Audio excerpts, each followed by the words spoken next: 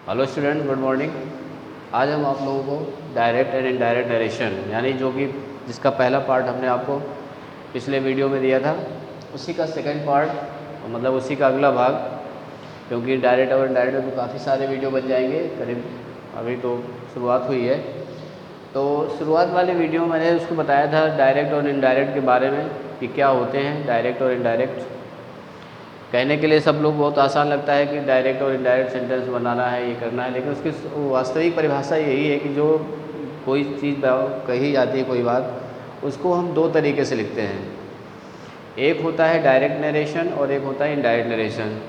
Direct narration बिल्कुल same to same word to word जैसा बोल रहा है उसी तरह लिखा जाता है, जबकि इनडायरेक्ट नरेशन में क्या होता है, उसका भाव व्यक्त करते हुए कुछ वर्ड यूज करते हुए उसको दूसरी तरीके से लिखा जाता है, जहाँ जिसमें कि मार्क्स नहीं होते हैं, कामा इन्वर्टेड कामा हटा होता है, और उसमें कंजक्शन का प्रयोग करते हैं, और वाक्य जो होता है बिल्कुल सिंपल बनता है। उसमें ना तो क्वेश्चन मार्क लगेगा ना ही कोई एक्सक्लेमेशन मार्क लगेगा, वो सीधा सा सिंपल सेंटेंस बनता है।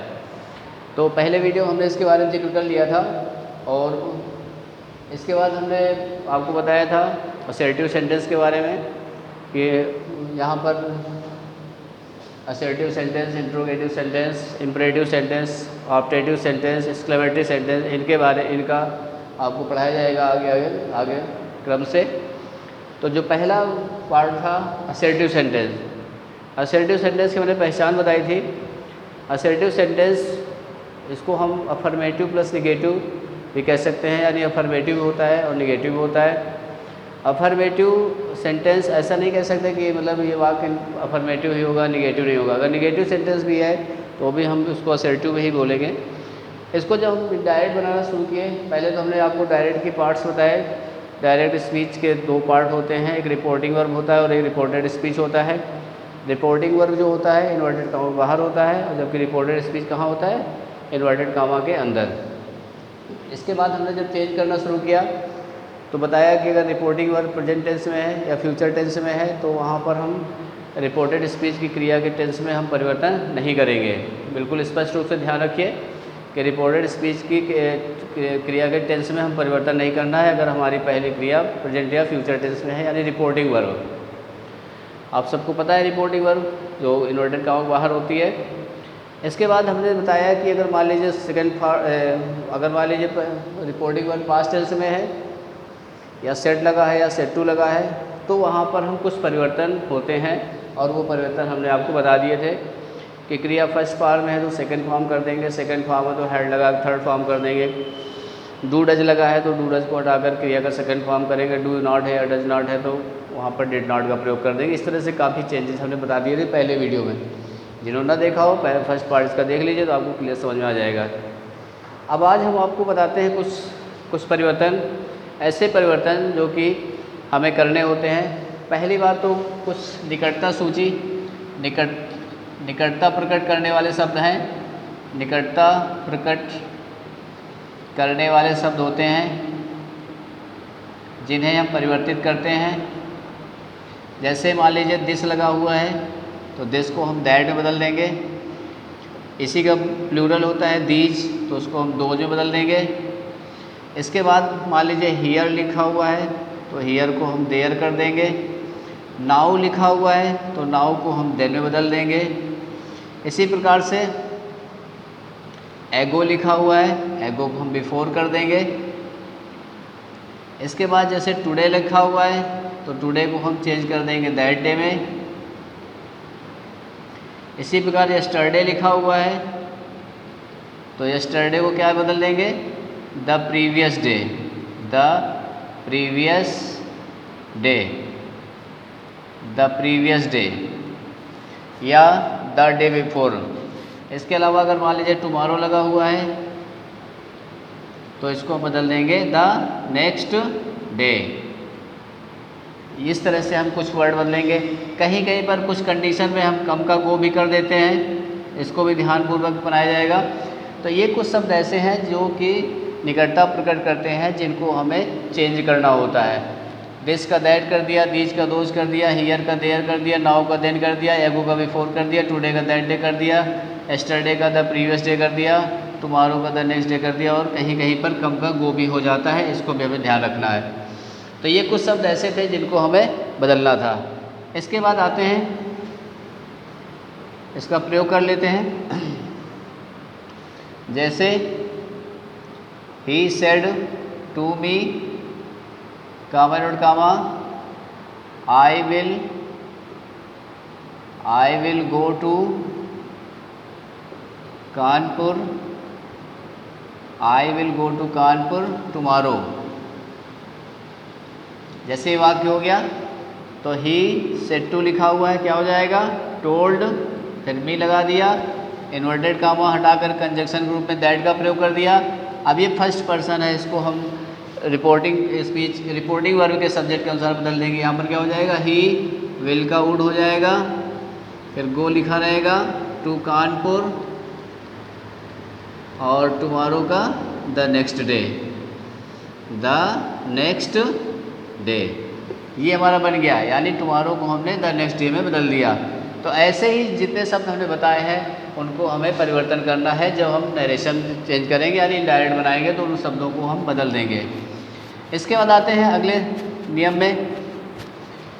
अब जैसे मान लीजिए कोई शब्द लिखा हुआ है, the teacher said, comma inverted comma, Ravi, फिर कामा लगा हुआ है, I will give you this prize today. अब जैसे ये वाक्य लिखा हुआ है, अब इसको आप गौर से देखें तो यहाँ पर द टीचर सेड के बाद कोई ऑब्जेक्ट नहीं है, यानी रिपोर्टिंग वर्ब का ऑब्जेक्ट नहीं है। लेकिन अब जब हम आपको इन्वर्टेड कामा के बाद आप जाएंगे तो वहाँ पर एक शब्द लिखा हुआ है रवि, और रवि के बाद कामा लगा हुआ है, और इसके बाद हमारा I will give you this prize लिखा हुआ है और टुडे लिखा हुआ है। यानी कहने का मतलब ये जो रवि हैं इनको संबोधित किया गया है। तो जब यहाँ पर ऑब्जेक्ट नहीं है और इनको संबोधित किया गया है तो ये रवि हमारे क्या बन जाएंगे, रिपोर्टिंग वर्ब के ऑब्जेक्ट बन जाएंगे। तो इनको हम उठा लेंगे इधर, तो द टीचर, और जब ये रवि उठ करके इधर आएंगे तो यहाँ पर सेट जो हमारा सेट था वो हमारा क्या बन जाएगा, टोल्ड बन जाएगा, टोल्ड रवि। और एक चीज़ ध्यान रखिए, रवि के यहाँ पर भी लास्ट में प्रयोग भी किए जा सकते हैं, I will give you this prize today comma Ravi, यानी रवि लास्ट में ही प्रयोग किए जा सकते हैं। तो उसको भी ध्यान रखिएगा, लास्ट में लिखा हुआ तो वो भी उठ करके पहले आ जाएगा। तो the teacher told Ravi that आ गया, आई को बदला हमने टीचर के अनुसार, क्या हो जाएगा, ही विल का वुड हो जाएगा, फिर गिव हो जाएगा, और यू बदला जाएगा रवि के अनुसार, क्या बन जाएगा हिम, और दिस का दैट कर दीजिए, प्राइज अभी दिखाया था, और इसके बाद टुडे का दैट डे। जितना परिवर्तन होना है सारे परिवर्तन होंगे, कोई परिवर्तन हमको छोड़ना नहीं है। ये हमें बिल्कुल याद रखना है कि हमें कोई परिवर्तन छोड़ना नहीं है। तो जहाँ अब देखिए यहाँ पर जो मेन बताना था आपको कि अगर ऑब्जेक्ट नहीं दिया गया है लेकिन किसी को संबोधित करते हुए बात कही गई है, किसी को संबोधित करते हुए बात कही गई है, तो ये मान लीजिए कि वही हमारा रिपोर्टिंग वर्ब का ऑब्जेक्ट हो जाएगा। तो उसको उठा लेंगे तो सेट हमारा अपने आप टोल्ड बन जाएगा और बाकी वाक्य उसी तरह जुड़ जाएगा। इसी में एक और कंडीशन आती है। अब देखिए, अब वो कंडीशन क्या है, जैसे Pandit Nehru said to the people, comma two comma, patriotic fellowmen, patriotic फेलोमेन,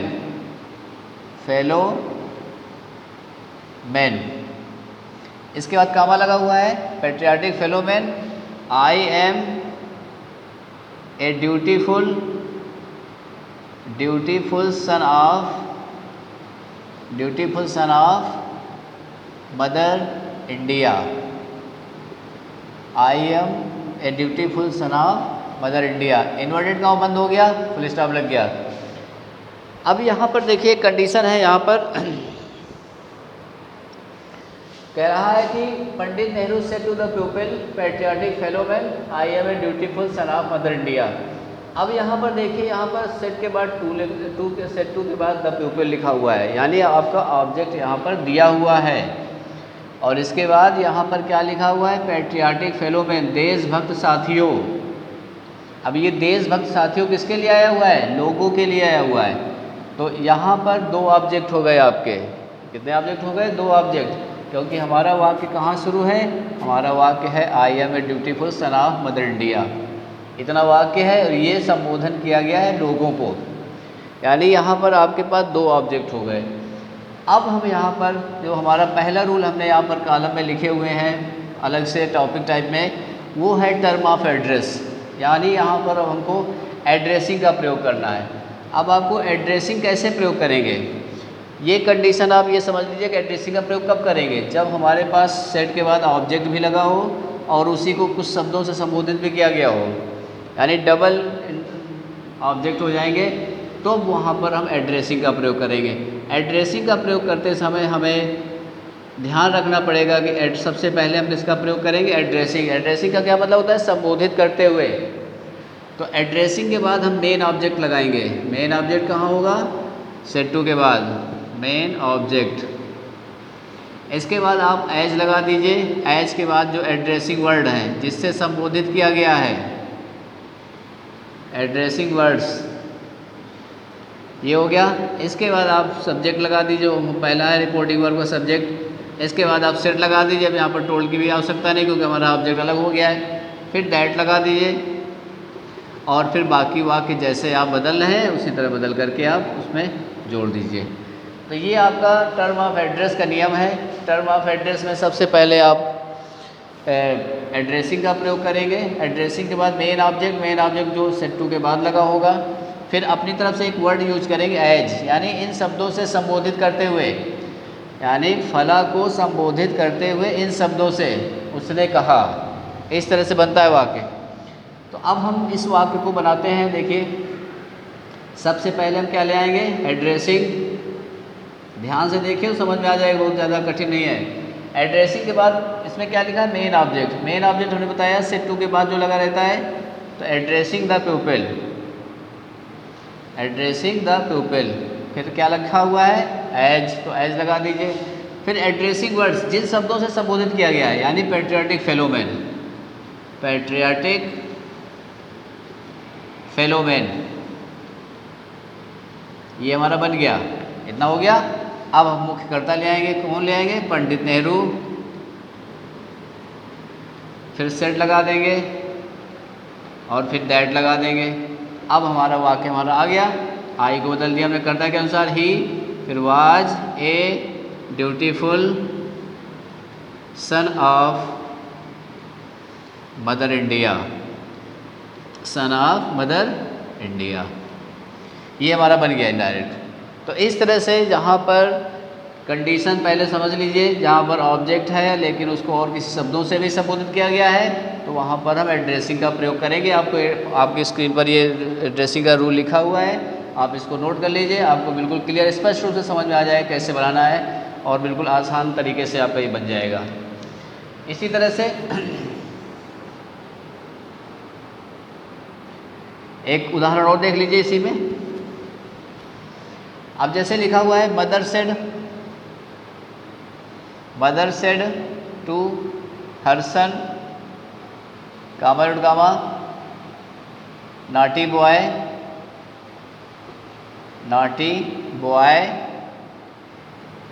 you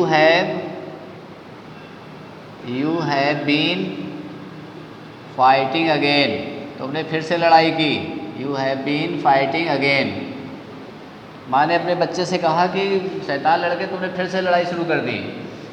अब यहाँ पर भी उसी तरह बनेगा। यहाँ पर नाटी बॉय है, लड़के को संबोधित किया है अपने लड़के को, किससे, नाटी बॉय से, शैतान लड़के। अब इसको ये लिख दीजिए कि मदर टोल्ड हर नाटी बॉय, तो भी गलत हो जाएगा क्योंकि उसका अर्थ नहीं निकलेगा। फिर वहाँ हो जाएगा अपने शैतान लड़के, माँ के लिए कोई लड़का शैतान नहीं होता।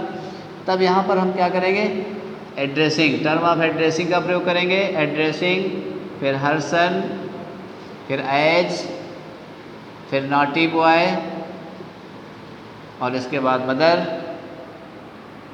सेड, फिर दैट लगा दीजिए। यू को बदल दीजिए आप सब, ऑब्जेक्ट के अनुसार, सन के अनुसार, तो ही, और इसके बाद हैड, फिर बीन, फिर फाइटिंग, फिर अगेन। ये आपका बन गया, अगेन बन गया, समझ में आ गया होगा उसी तरह से जैसे पहले बनाया था। तो ये आपका टर्म ऑफ एड्रेस का नियम है, इसको आप इस पर अच्छी तरह से समझ लीजिए। अब इसके बाद आते हैं, इसका अगला रूल है,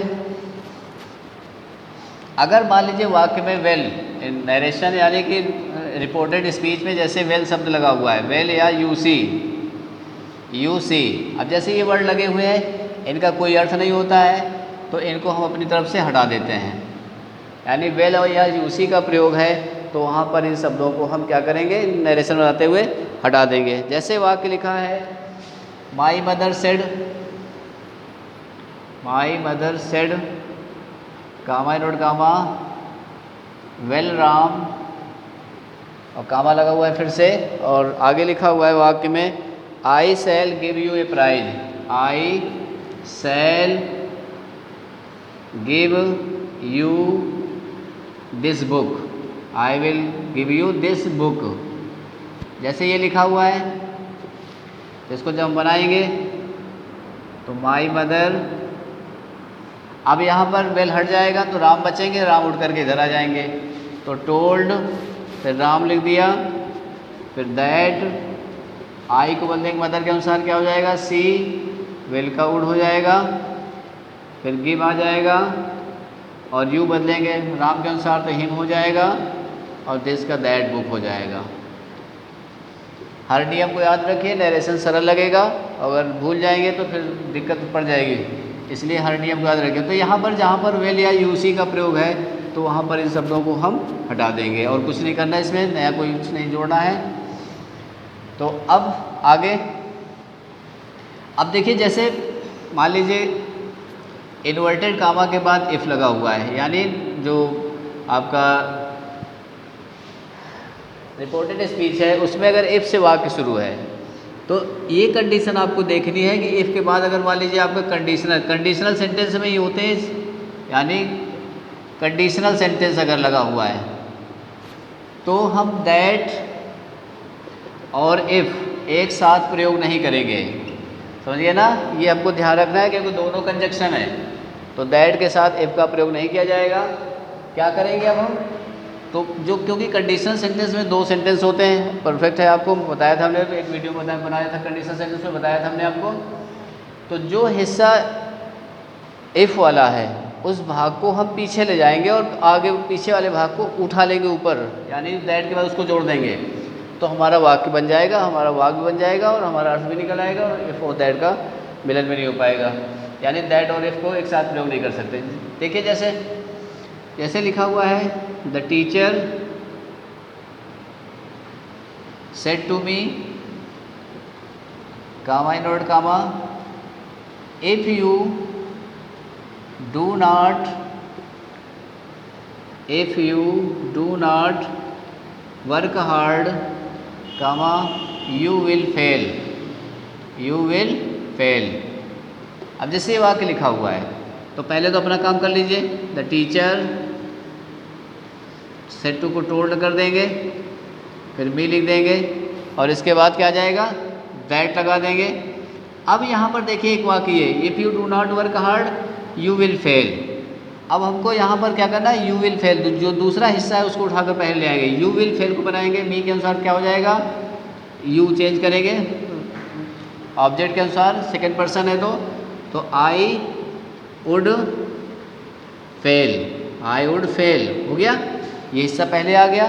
अब इसके बाद इफ़ लगा दीजिए, अब वहाँ पर कोई समस्या नहीं है, फिर आई आ जाएगा, डू नॉट को डिड नॉट कर दीजिए, if I did not work, फिर हार्ड, ये बन गया हमारा।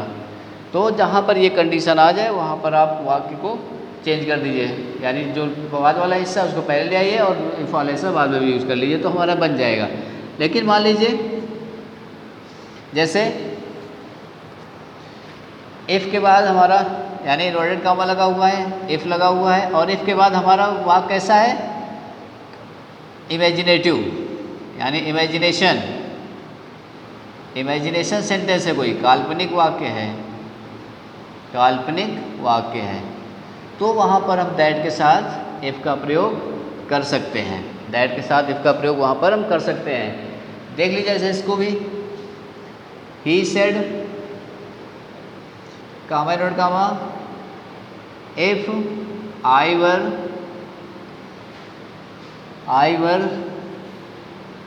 वर rich comma I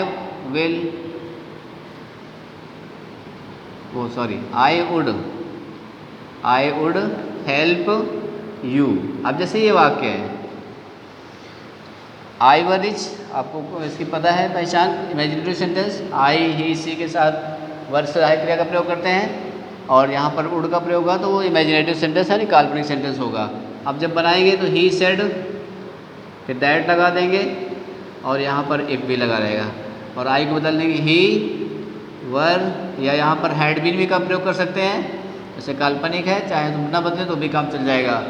if he were rich, और इसके बाद ही वुड हेल्प, और इसके बाद यू को बदलेंगे किससे, यहाँ पर ऑब्जेक्ट नहीं है लेकिन हम यहाँ पर बी मान लेते हैं, ये बन गया। ठीक, तो जहाँ पर काल्पनिक वाक्य है वहाँ पर हम दैट के साथ इफ का प्रयोग कर सकते हैं, ये बात परफेक्ट है। अब देखिए, अब कुछ वर्ब्स हैं, अगर रिपोर्टिंग वर्ब के बाद जैसे होप लिखा हुआ है, होप आया, होप का प्रयोग है, थैंक का प्रयोग है, या आपका एश्योर है, एश्योर माने भरोसा दिलाना, फील सॉरी, कहीं कहीं पर सॉरी लिखा रहता है केवल, फील सॉरी, या कांग्रेचुलेशन, बधाई देने के लिए। अब इन शब्दों का प्रयोग है, अगर इनका प्रयोग है इन्वर्टेड कामा के बाद, तो हम इनडायरेक्ट बनाते समय इन्हीं को हम क्या बना देंगे, रिपोर्टिंग वर्ब, यानी से के स्थान पर इन्हीं का प्रयोग कर देंगे रिपोर्टिंग वर्ब के रूप में। अब जैसे ही said to me comma dot comma thank you. अब ये बन गया हमारा, मतलब लिख गया, अब इसको क्या कर देंगे, ही टोल्ड मी, ठीक है ना। अब इसके बाद सॉरी गलत हो गया, ही, अब इसको यहाँ पर थैंक को थैंक्ड कर देंगे। हमने बताया नियम में कि इनका प्रयोग अगर आपका थैंक है, सॉरी है, होप है, तो इन्हीं को हम रिपोर्टिंग वर्ब के रूप में प्रयोग कर देंगे, तो ही थैंक्ड। अब मी आ गया यहाँ पर, अब अगर इसको, अब इसका प्रयोग करने की जरूरत ही नहीं क्योंकि यू को ही बदलेंगे तो मी ही आएगा, तो ही थैंक्ड मी। हाँ, और देखिए इसके और उदाहरण देख लीजिए,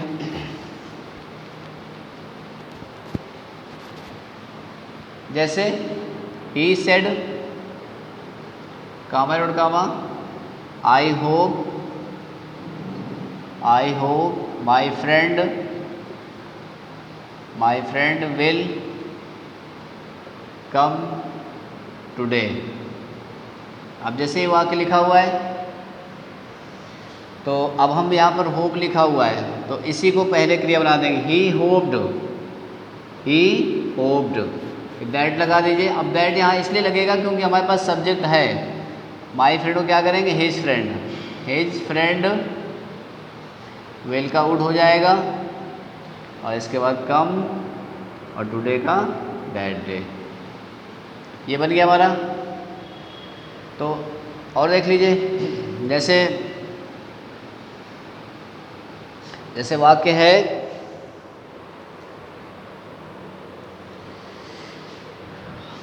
आनंद said comma inverted comma I feel sorry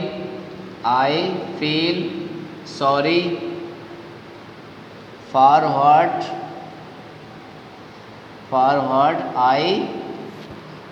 what I have said. जैसे ये वाक्य है हमारा, आई हैव सेड। अब जैसे ये वाक्य है, अब यहाँ पर आनंद, फील सॉरी को उठा लीजिए, तो फील का क्या हो जाएगा, फेल्ड सॉरी, आनंद फेल्ड सॉरी। अब देखिए यहाँ पर ये हमारा हिस्सा उठ के आ गया, अब हमारे पास क्या बच रहा है, for what I have said. तो अब यहाँ पर दैट कैसे प्रयोग करेंगे? दैट का प्रयोग नहीं करेंगे क्योंकि फॉरवर्ड आ रहा है, तो अब वहाँ पर जैसे ही जोड़ दीजिए बस, फॉरवर्ड आई को ही कर दीजिए, ही हैड सेड।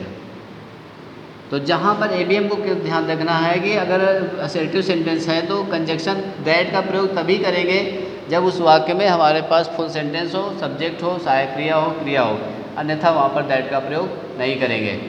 इसी तरह से कुछ वाक्य और देख लीजिए। अब जैसे मान लीजिए किसी वाक्य में सर लगा हुआ है, मान लीजिए असर्टिव सेंटेंस में इन्वर्टेड कामा के बाद सर लगा हुआ है, तो जिसके लिए आया हुआ है, ऑब्जेक्ट के लिए आया हो तो ऑब्जेक्ट के बाद रेस्पेक्टफुली बदल दीजिए, ऑब्जेक्ट के बाद रेस्पेक्टफुली, रेस्पेक्टफुली या विद रिस्पेक्ट, विद रिस्पेक्ट का प्रयोग करेंगे। जैसे ही said to the teacher, to the teacher, comma note comma, sir my work is not complete, sir my work is not complete. अब जैसे ये वाक्य लिखा हुआ है तो ही सेड को टोल्ड कर देंगे उसी तरह से, द टीचर, और इसके बाद रिक्वेस्टेड रेस्पेक्टफुली कर देंगे, रेस्पेक्टफुली सर के लिए, रेस्पेक्टफुली, फिर दैट लगा दीजिए और माई को कर दीजिए his work was not complete. ये बन गया हमारा वाक्य। तो जहाँ पर सर का प्रयोग है, असर्टिव सेंटेंस है, तो वहाँ पर हम रेस्पेक्टफुली या विद रिस्पेक्ट का प्रयोग कर देंगे जिसके लिए सर का प्रयोग किया गया है। यानी टीचर के लिए किया गया तो टीचर के बाद लगा दीजिए, पिताजी के लिए किया गया तो पिताजी के बाद लगा दीजिए रेस्पेक्टफुली। तो जहाँ पर भी सर केवल इम्परेटिव सेंटेंस को छोड़ करके चाहे असर्टिव सेंटेंस हो, चाहे इंट्रोगेटिव सेंटेंस हो, चाहे एक्सक्लेमेशन मार्क यानी एक्सक्लेमेटरी सेंटेंस हो, अगर सर लगा हुआ है तो जिसके लिए लगा हुआ है उसके पहले उसके बाद हम क्या कर देंगे, असर्टिव रेस्पेक्टफुली का प्रयोग कर देंगे। और कुछ वाक्य देख लीजिए। अब मान लीजिए यस या नो का प्रयोग है, इन्वर्टेड कामा के बाद यस या नो का प्रयोग है, तो अब यस के लिए हम क्या करेंगे, रिपोर्टिंग वर्ब सेट को हटा कर क्या कर देंगे, एक्सेप्टेड सेइंग, एक्सेप्टेड सेइंग का प्रयोग करेंगे, एक्सेप्टेड सेइंग का प्रयोग कर देंगे। नो लिखा है तो डिनाइड सेइंग, कहते हुए इनकार कर दिया, डिनाइड सेइंग का प्रयोग कर देंगे। यानी यस है, अगर असर्टिव सेंटेंस में यस या नो का प्रयोग हुआ है तो वहाँ पर यस के लिए हम सेट को हटा करके यानी रिपोर्टिंग वर्ब क्या बन जाएंगी, एक्सेप्टेड सेइंग, रिपोर्टिंग वर्ब। तो वहाँ पर एक्सेप्टेड सेइंग और डिनाइड सेइंग का प्रयोग करें नो के लिए। जैसे ही said comma note comma yes I have beaten BEATN beaten your dog. ये जैसे वाक्य है तो ही, अब यहाँ पर यस लगा हुआ है तो क्या करेंगे, accepted saying that, accepted saying that, ये कहते हुए स्वीकार किया, दैट आई को बदलेंगे ही के अनुसार तो ही हैड बीटेन और योर डॉग को क्या करेंगे, माई डॉग। इस तरह से हम बदल देंगे। इस तरह से हमारा यस है तो वहाँ पर एक्सेप्टेड सेइंग का प्रयोग करेंगे और नो है तो वहाँ पर हम डिनाइड सेइंग का प्रयोग करके रिपोर्टिंग वर्ब के रूप में प्रयोग करेंगे और वाक्य को हम बना देंगे। तो ये हमारा असर्टिव सेंटेंस के सारे नियम हमने बता दिए आपको। हमको उम्मीद है कि आपको समझ में आ गया होगा। पहले जो भाग में हमने जो वैसे वाक्य थे, सिंपल सेंटेंस थे, उनको बताया। कुछ वाक्य जो थोड़ा सा लीक से हट करके हैं, थोड़ा सा हमको ध्यान से देखना पड़ता है, बनाना पड़ता है, तो उनको आज हमने बता दिया। जिसमें कि आपकी टर्म ऑफ एड्रेस था, यानी वहाँ पर एड्रेसिंग का प्रयोग करना था। वेल या यूसी का प्रयोग है तो उसको हटा देंगे।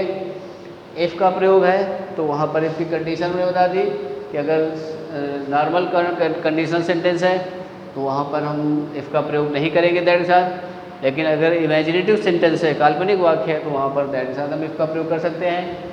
कुछ क्रियाएं मैंने बताई, होप आशा करना, फील सॉरी दुख व्यक्त करना, कांग्रेचुलेसन बधाई देना, एश्योर माने भरोसा दिलाना, थैंक माने धन्यवाद देना।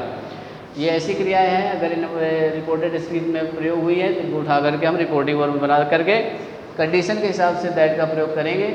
और अगर नहीं है उसमें कोई ऐसा सेंटेंस जिसमें दैट का प्रयोग नहीं किया जा सकता तो वहाँ पर दैट का प्रयोग हम नहीं करेंगे। इसके बाद हमने बताया अगर रिपोर्टिंग वर्ब के बाद यस या नो का प्रयोग है तो वहाँ पर डिनाइड सेइंग या सेपरेट सेइंग का प्रयोग करेंगे रिपोर्टिंग वर्ब के रूप में। और अगर सर लगा हुआ है जिसके लिए लगा है उसके बाद हम रिस्पेक्टफुली या विद रिस्पेक्ट का प्रयोग करते हुए हम इनडायरेक्ट बना देंगे। तो हमको उम्मीद है कि ये वीडियो आपको पसंद आएगा। इसको देखिए, लाइक करिए, शेयर करिए और अगर पसंद आए तो चैनल ज़रूर सब्सक्राइब करिए ताकि आपको नए नए वीडियो, नए नए नियम आपको ग्रामर से रिलेटेड मिलते रहेंगे। ये सारे आपको आगे चल के कक्षाओं में कंपटीशन में आपको मिलेंगे। तो अगर अभी से आप तैयारी करेंगे तो आपका मतलब इससे भला हो जाएगा।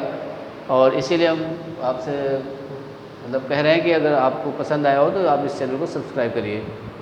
धन्यवाद।